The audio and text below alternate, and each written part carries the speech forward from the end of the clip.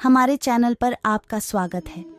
आपने महसूस किया होगा कि जो लोग अच्छे कर्म करते हैं वो परेशान रहते हैं, वहीं जो बुरे कर्म करते हैं वो खुशी से रह रहे होते हैं।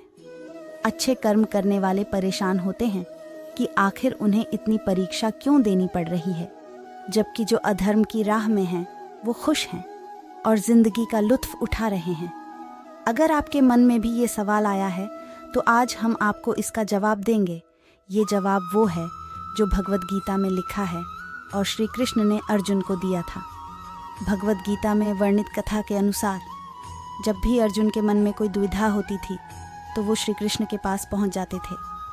एक बार की बात है, अर्जुन भगवान श्री कृष्ण के समीप आकर कहा कि वो दुविधा में हैं और इसका जवाब वो श्री कृष्ण से चाहते हैं। श्री कृष्ण ने पूछा कि क्या सवाल है। अर्जुन ने कहा, मुझे ये जानना है कि अच्छे लोगों के साथ हमेशा बुरा ही क्यों होता है, वहीं बुरे लोग खुशहाल दिखते हैं।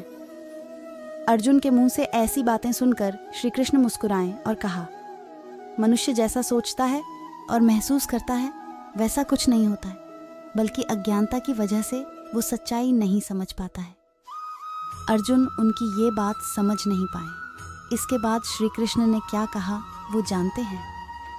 श्री कृष्ण ने अर्जुन से कहा, पार्थ, मैं तुम्हें एक कथा सुनाता हूँ।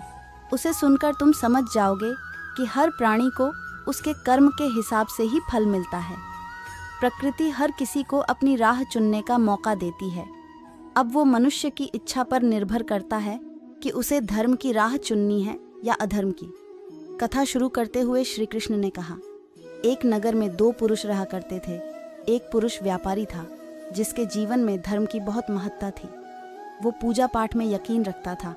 वो हर रोज़ मंदिर जाता था और दान धर्म भी करता था और हर रोज़ भगवान की पूजा करता था। वहीं दूसरा पुरुष बिल्कुल विपरीत था।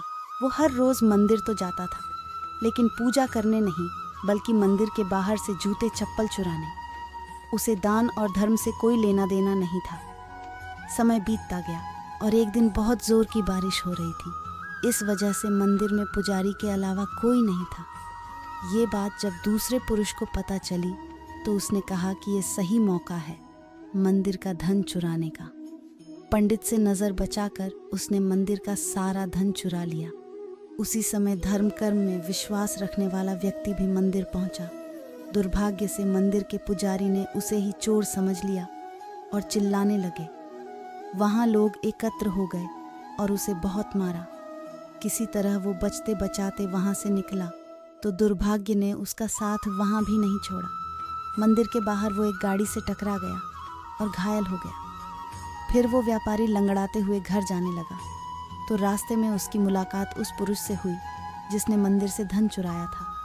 उसने कहा, आज तो मेरी किस्मत चमक गई, एक साथ इतना सारा धन मिल गया। ये सब देखकर उसे बहुत बुरा लगा और उसने अपने घर से भगवान की सारी तस्वीरें निकाल दी। कुछ सालों बाद दोनों की पुरुषों की मृत्यु हो गई। मरने के बाद जब दोनों यमराज की सभा में पहुंचे और भले पुरुष ने दूसरे व्यक्ति को देखा तो उसे बहुत गुस्सा आया। उसने क्रोधित होकर यमराज से पूछ ही लिया, मैं तो हमेशा अच्छे कर्म करता था, दान में विश्वास रखता था, उसके बदले जीवन भर मुझे अपमान और दर्द ही मिला और इस व्यक्ति को नोटों से भरी पोटली।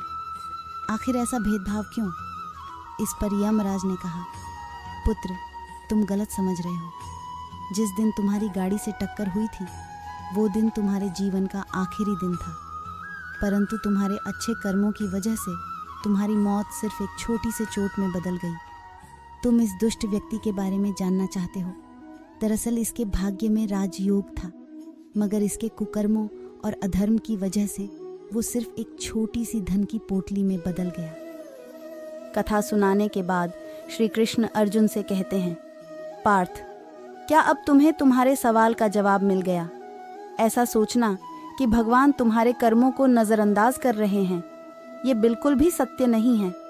भगवान हमें कब, क्या, किस रूप में दे रहा है मनुष्य को समझ में नहीं आता है।